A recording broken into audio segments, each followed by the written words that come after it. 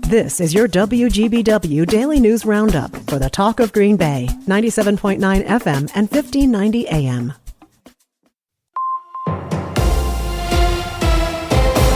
Civic Media News. I'm Terry Bell. Here's what Wisconsin needs to know.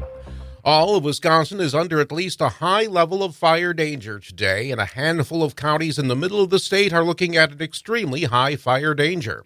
The Department of Natural Resources updated its fire danger map yesterday. Wardens are warning people not to burn brush today. President Biden is sending $36 million to Milwaukee for wider sidewalks, bus lanes, and sewer improvements. My predecessor is an ally and his allies in Congress, including your Senator Ron Johnson, who he voted against the infrastructure law that funds this project. Republicans say Wisconsin has lost 6,000 manufacturing jobs and 455 dairy farms in the last year. Biden's visit to Milwaukee yesterday shows the campaign considers Wisconsin still up for grabs 8 months before the election. Marquette University political scientist Charles Franklin tells the Cap Times it shows how close the last election was in Wisconsin and what Wisconsin means for the Electoral College count. New rules for using artificial intelligence in political campaign commercials are on their way to the governor. The state Senate gave final legislative approval this week to a bill to require disclaimers on ads that use AI. Candidates are worried their opponents could make AI-generated ads to misrepresent what they've said and done. Yesterday's U.S. House vote to try to force TikTok's owners to divest from the Chinese government is a win for Wisconsin Congressman Mike Gallagher. This is about foreign adversary control of American social media and, by extension, the dominant news platform for young Americans. But Senate Leader Chuck Schumer has not committed to advancing Gallagher's bill. There's a new leader at the University of Wisconsin in La Crosse. James Beebe comes to UWL from Keene State College, New Hampshire. He was provost and vice president for academic affairs. He replaces Joe Gao, who was fired in December after pornographic videos he made with his wife surfaced online. Gao is still on the UWL faculty, but the Board of Regents is looking into revoking his tenure. I'm Terry Bell, Civic Media News. Now here's what you need to know closer to home. For WGBW News, I'm Lisa Hale. Brown County District Attorney's Office is charging a 26-year-old Bellevue man in connection with an armed robbery at El Ranchito on Webster Avenue last month. Reynaldo Fuentes Nietzsche is charged with armed robbery with threat of force, possession of THC, and endangering safety by use of a dangerous weapon. He faces up to 40 years in prison on the armed robbery charge if convicted. A federal grand jury indicts a Green Bay man on 2 counts of distributing child pornography. 45-year-old Brian Peterson faces up to 20 years in federal prison and fines of up to $250,000 if he's convicted. He would also be required to register as a sex offender. Former Outagamie County Human Resources Director Adam Westbrook faces a jury trial on federal child pornography charges. The 2-day trial is scheduled for September 23rd. According to court records, Westbrook used Snapchat to send videos of a young boy engaged in sexually explicit activity. Westbrook resigned from his position with Outagamie County following his arrest.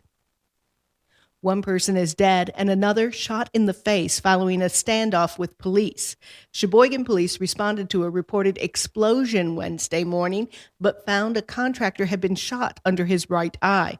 The contractor was taken to the hospital with non-life-threatening injuries. Police then surrounded the home where a suspect was hiding. When they attempted to enter the house on a search warrant, they say the suspect shot himself. No names were released. An elderly man suffered, quote, significant injuries when he was struck by a vehicle Wednesday.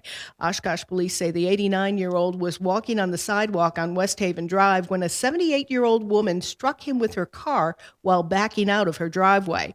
The man was taken to the hospital, the drivers being cooperative with the continuing investigation. And that's what you need to know. I'm Lisa Hale, WGBW News. bad news for the Brewers bullpen. Hi, I'm Mike Clemens with sports. The Milwaukee Brewers have learned that they'll be without their closing pitcher, Devin Williams, for the start of the season. Following a series of tests in L.A., doctors found 2 stress fractures in Williams' spine. He's been dealing with back pain going back to last September. Estimates are he'll need at least 12 weeks to rest and recover before he can pitch again. The Brewers losing 15-4 to the White Sox. Manager Pat Murphy calling it a terrible performance. The Brewers have named Bryce Terang as their starting second baseman. Terang making some incredible plays in the infield last season and says he's working on his hitting with the advice of his father Brian, who played for the Mariners in the early 90s. Did it help? Yeah, I worked extremely hard. Definitely did some talking with my dad and worked hard to just kind of get back to the ways of, line drives back up the middle, putting myself in the best situation to do that. It's been good. I feel really good up there. And college hoops, the Big Ten's men's tournament underway at the Target Center in Minneapolis. The Badgers playing Maryland this afternoon. After they beat Rutgers last night, Wisconsin is the 5 seed. The Badgers 3-8 in the last 6 weeks. Is that enough to get in the NCAA tournament? Greg Gard. Again, you go back to November, December, January, you sputter a little bit in February. We've got a really good resume. I'm not going to get it on to the quad 1s, quads 2s, and who has the most quad 1 wins and all that. That's Badgers head coach Greg Gard. With sports, I'm Mike Clemens. On your entertainment beat, I'm Pete Schwaba. Fans of Peaky Blinders might be seeing more of Best Actor Oscar winner Cillian Murphy in a Peaky Blinders movie. People reports a feature film is in development. The post-World War I drama ran for 6 seasons on Netflix and ended in 2022. Series creator Stephen Knight says they are hoping to start filming in the middle of next year. Knight says the characters will have a fitting conclusion in the film. Murphy is not locked yet, but says if the story is right, he will be there. Neve Campbell will appear in Scream 7. The actress who plays Sidney Prescott appeared in the first 5 Screams, but sat out Scream 6 due to a contract dispute, saying she was not part of the film because she did not want to undervalue herself. Campbell says part of the reason she is coming back to the franchise is because original screenwriter Kevin Williamson will be in charge, and I'm guessing because there is a paycheck involved that will make her feel valued. The Batman Part 2 has been delayed by a year. Yahoo Entertainment reports that the release date for the film starring Robert Pattinson has been pushed to October 2, 2026.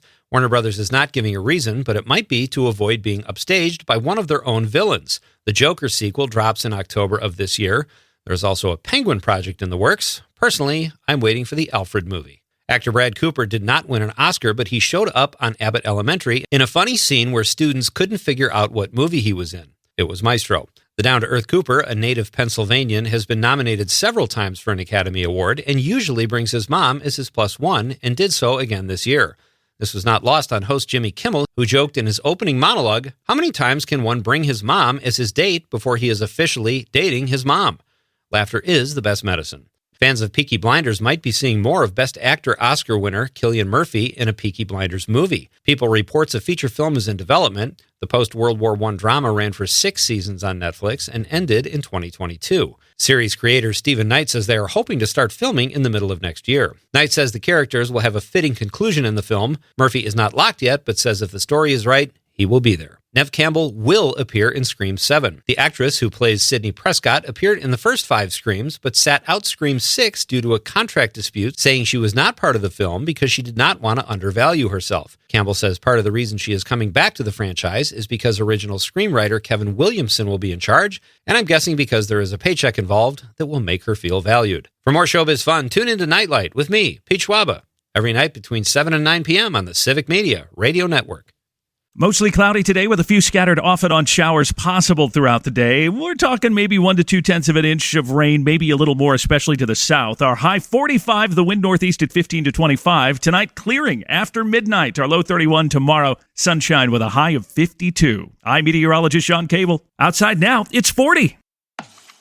That's your WGBW Daily News Roundup from Civic Media. Subscribe to this podcast on Spotify, Apple, or wherever you find your podcasts. Find more news at WGBW.FM.